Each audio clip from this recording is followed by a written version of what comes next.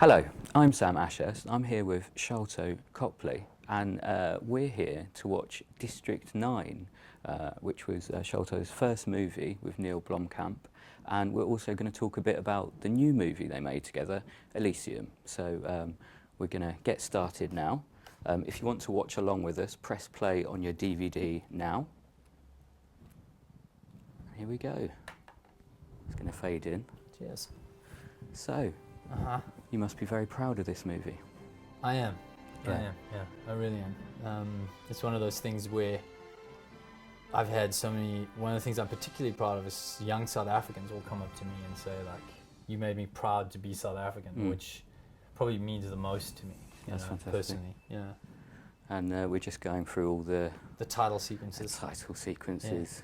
And the movie opens on you, of course. Yes. And in the office. Yeah. Improving away. How much influence did you have on the look of your character? Because as we'll see in a minute, it's quite distinctive. Yeah, huge. I mean, it was. But again, because we were drawing from real life, there were certain.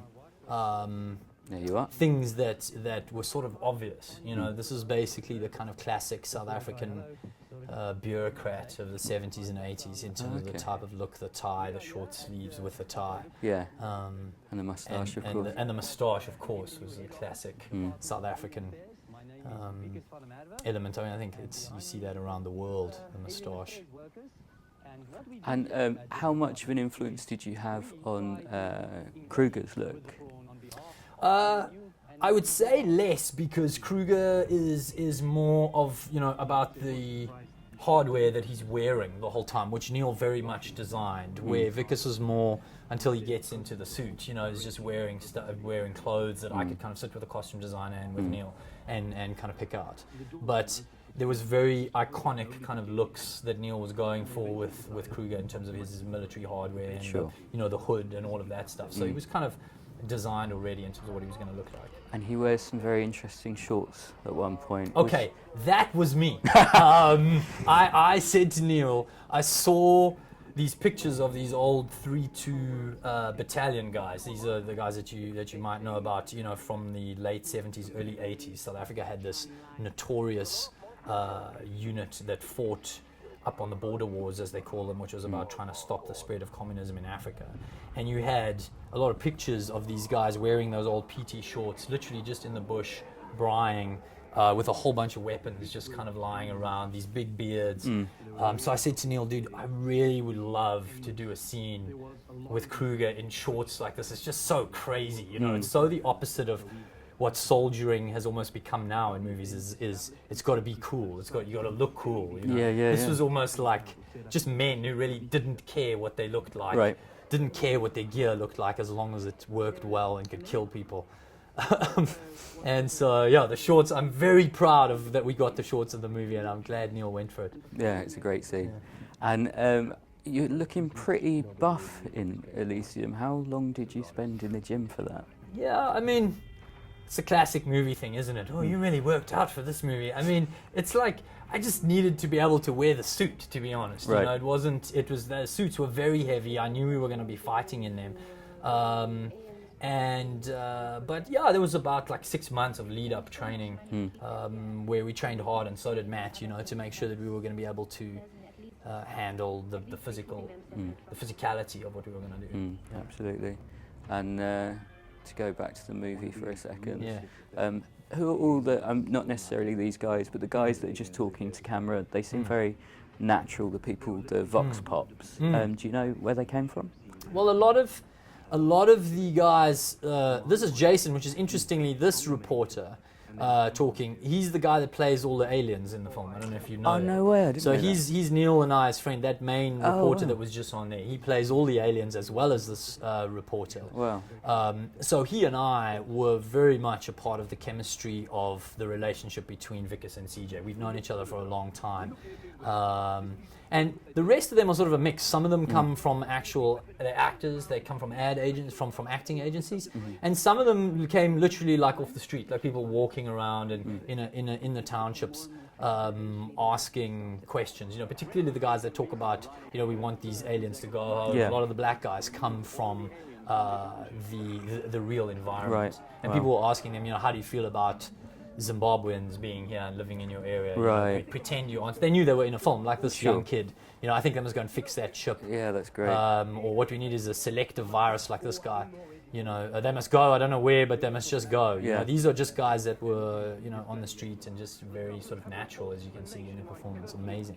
And in Elysium, the Earth is very much like the townships in this movie. Like the sets are very similar.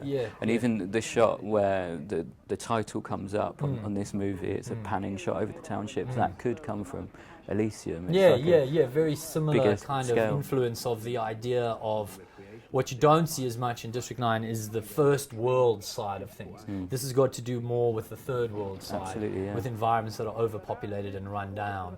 What really excited me about Elysium, the early imagery, was the juxtaposition of this type of environment with a Beverly Hills manicured lawn and mansion. And that I think is what Neil has done visually that you've never quite seen before in that way. Absolutely. Yeah. And how do you feel about that sort of That building, by the way, just looking at the MNU headquarters, in a weird twist of fate, that's the tallest building in Johannesburg, and my grandfather built that years ago. Yeah. So we ended up shooting in a building that he passed away long ago when I was like 3 years old. But I ended up it was quite an awesome thing to be shooting in his building. Yeah.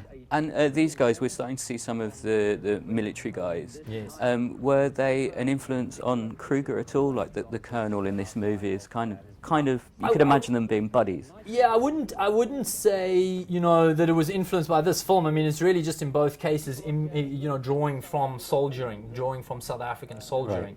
and with Kruger kind of going the extra level of sort of trying to find the most hardcore military unit that we could sort of draw from. Right. We're sort of saying, well, if there was the guys that were sort of the most respected and feared, who were they? And 3-2 Battalion were really the ones. Right. Okay. And so it's kind of drawing, though, just generally from South African military, the vehicles, the guns, that sort of thing. So it's drawing from real life in Elysium more than that we're drawing from this film. And there are kind of a lot of parallels between District 9 and Elysium. Sort of obviously the socio-political stuff, but also narratively. I mean, both of the main characters sort of get injured at work. Yes. And then they weaken before getting stronger. And there's some other stuff that I won't go into for fear of spoilers. But do you think that they're kind of companion pieces in a way? I think you can see that they come from the same filmmaker, from the same writer, but I think what was important to me in teaming up with Neil again was making sure that you did something that was similar but different enough. Right. And for example, one reason the things that you just pointed out about the two lead characters is one of the reasons why when I read the script, although Neil wasn't sure whether or not he was going to put me in the film at that point, I felt like there's a little bit too many similar things that happened to Max and Vickers for me to play Max. Yeah. I just felt like no matter how good a job I did with Max, it just for me was like, oof, maybe, in terms of what audiences are expecting and everything, you may be just going too similar. So the villain has jumped out at me right from the beginning to feel like, well, this is a case of being able to do something similar that's entertaining in a different way.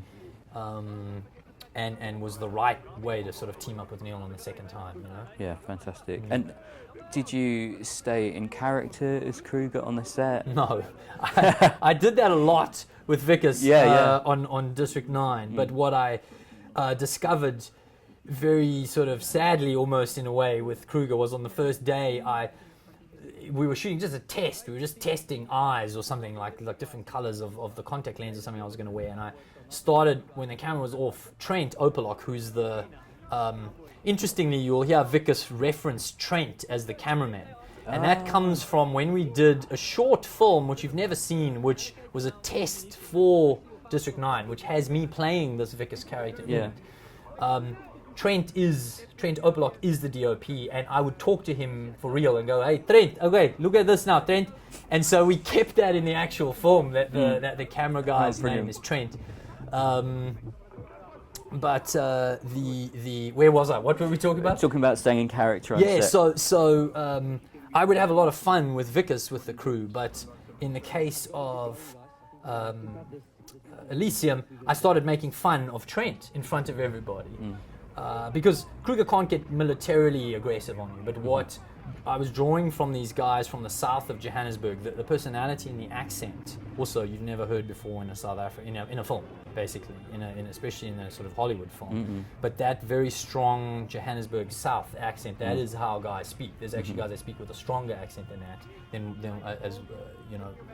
than what Kruger speaks with in Elysium. And one of the things is a very sarcastic, judgmental, horrible kind of way of ripping people down in public. And so I just instinctively, being Kruger, would do that, to people, and just be very aggressive and very unpleasant about it. And I realized it didn't sort of come off as funny. If you weren't from South Africa, the one or two South Africans, the guys who played, my mercenaries in Elysium, found it funny. But everyone else was like a little bit thrown, and I was like, this isn't going to work. So I had a 5-second rule with Kruger where I could only be Kruger for 5 seconds at a time. Right, okay. Can you give us a quick burst of him now? You see, that happened in Cancun. Somebody asked for that. Right. And I felt so bad afterwards. It happened twice, and then I swore I wasn't going to do it again. Because it's horrible. Is it? It's like, it's just a natural ability to kind of go in and find a person's weakness and try to pick on that and whatever. So no, I won't do it again, because I did it twice and it just did not work. It backfired on me. Okay. Yeah. I had publicists sitting in the corner going, yeah. All right, maybe it's for the best then. Yeah, no, it is. We don't want me crying on camera.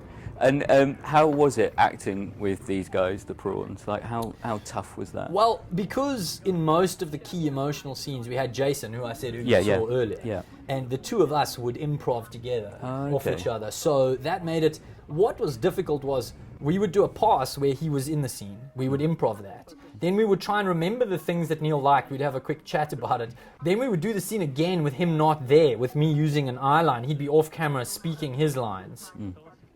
So that they had a clean pass of me with a clear background, right? And then they would use his take, the take where he was in, as his reference animation and go over that.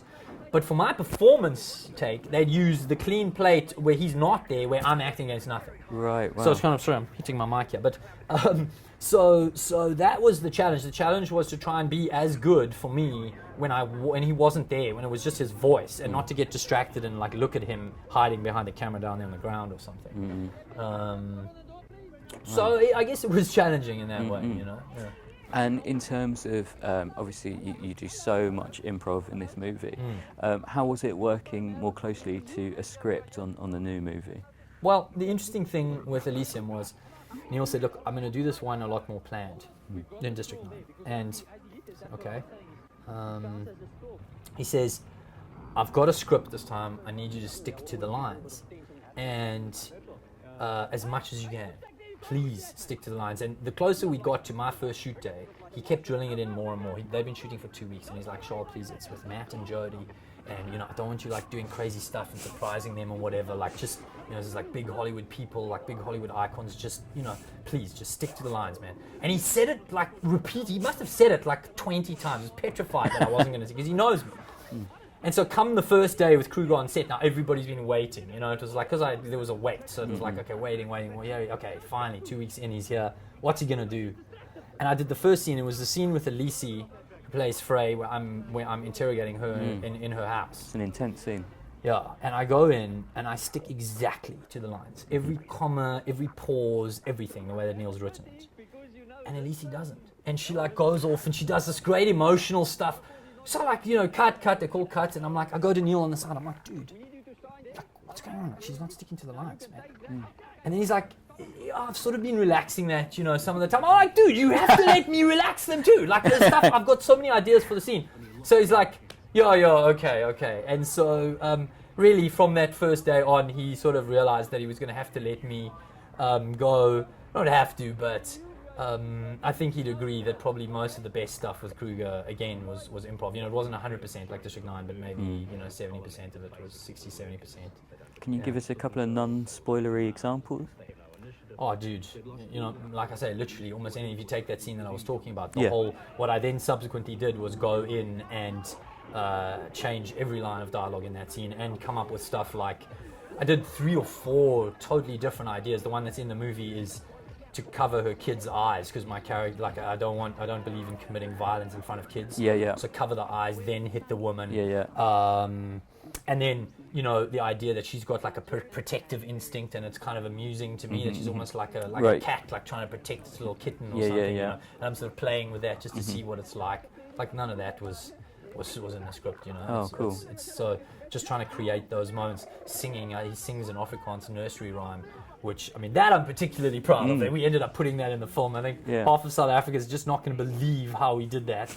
And that was actually a combination of Matt and my ideas. I was thinking of nursery rhymes to sing, and then Matt says to me, which, by the way, working with Matt was just unbelievable for this reason. I've never worked with an actor who's wanting to help me make my character good and wanting, you know, letting me help him with certain stuff. It was just amazing. And he said to me, do you have anything in Afrikaans that you could sing? And I was like, dude, that is awesome. Like, Yeah. yes. And we went off and kind of thought about what the classic Afrikaans nursery rhymes would be.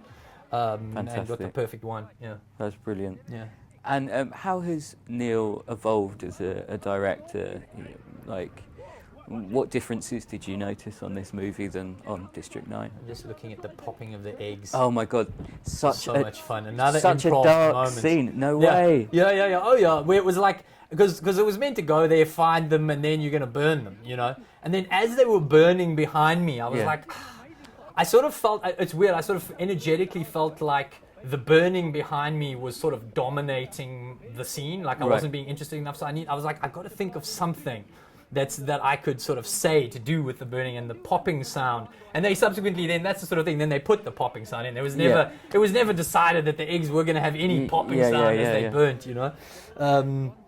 Anyway, So dark, and the gleeful look on your face as well. When yeah. you're saying It that was sort of line. how far can you go from Yeah. one side to the other. You know? That Exactly. was the real challenge with District 9. Absolutely. Wow, I haven't seen this for such a long time. Sorry, what were you talking about? This is the Snake, the vehicle. I drove this vehicle on the highway. It's not in the film because they didn't have time. But when we go and raid the building, we actually steal this vehicle. Amazing. And I drove it on the highway, and I swear to God, I almost took out like 3 or 4 cars. Only in South Africa could you drive a vehicle like that on the highway, sitting in the middle, driving like a tank without any experience at it Yeah. whatsoever. Yeah. Amazing. Yeah. Anyway, sorry, what were you asking? Well, I was asking about Neil and how much he's evolved as a director. Like, what differences you I mean, noticed? this time he took a very much more focused and styled approach. You know, coming from he directed his work in CG animation, so he had very much an idea of where to put a camera, how to be very economical with creating certain things. He came into directing from doing that, from cutting together pieces that were animated. So what was interesting is you might have thought on his first film he would have done it in a very meticulously planned way, but he purposefully, with District 9, went in this loose documentary style. Right. So with Elysium, he kind of did what I might have more back in the day expected him to do with the first movie, which is a much more planned, bordered, more beautifully shot, more structured film that had dialogue. And it was just a different approach, you know, to film. But and I think he was just really in his element by this time. You know, more money, more time, more pressure in post-production because of the budget and everything else. But it was fun for us. It was much easier to make on the shooting of the film than District 9 was. District 9 was very grueling. Right. Okay. Yeah.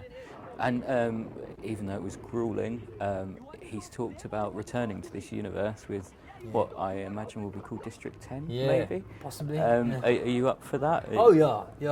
You excited Absolutely. about it? I think it's one of those things where I think, you know, I thought about it and I felt like the films that impacted me as a kid, I felt if they ended, there wasn't always a need to make a sequel. Like I didn't feel like I had to see another E.T. or something like that. But I do feel like we did maybe leave it a bit too unresolved for fans on District 9. And I think you need to, if you're going to do it again, you really got to try and do like what Cameron did with Terminator 2, where you feel like you can top yourself, or in the very least match yourself. Absolutely. Otherwise, you know, to just do it for the sake of money and know that, for me, it's not really inspiring. But the universe is so huge. you know, it's easy. It's easy to do. It's easy to do something amazing, I think. And do you think you'd do it like you did the original District 9 with lots of improvising, or do you think it'd be Yes. closer to the experience? No, on no. I Elysium? think you'd go back very much Yeah. to how we did this film. Yeah. Fantastic. And I think that's us out Cool. of time, unfortunately. But Cool. No worries. thank you so much for watching this with us. Cool. and, I actually played that one alien there. So that's Oh, no Jason and way. I when we're pouring the fluid. Yeah. That was the one time that I got in the grey alien suit. That's something that most people will not know. Oh, nice. So yeah, this is Jason and I doing the scene with the fluid together. Fantastic. Yeah. Thank Playing you. his friend that gets killed. That's such a tragic scene, and that's one of the like sort of amazing things about this film is how much you feel for those computer-generated characters, more so than in anything else, I think. Yeah, I mean that's kind of a credit, I think, to a combination of the actors. With Jason playing CJ, he has an Yeah. incredible amount of heart and humanity to him, and it absolutely, if you know him, shows through. Right. And the animators who managed to really get enough humanity in the faces and the features of these characters that are so sort of non-human, with the exception of the eyes. Yeah, it's something. I think Jason, who plays the aliens, is one of the most underrated, you know, actors around at the moment. He really, really did an amazing job and was very, very key to the success of this film, in my view. And so I assume that he'll be back for District 10 as well. Absolutely. Yeah, great. Yeah. Fantastic.